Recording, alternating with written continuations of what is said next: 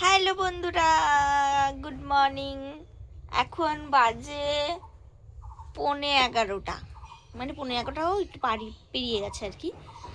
তো আমরা এখন ঘুম থেকে উঠলাম লাশ সাহেবের মতন। হ্যাঁ, তুমি হাই করছো। দেখো না, আমরা 3 মাই বেটি। অ্যাকচুয়ালি ব্যাপারটা হয়েছে যে রানা আজকে মর্নিংয়ে গেছে।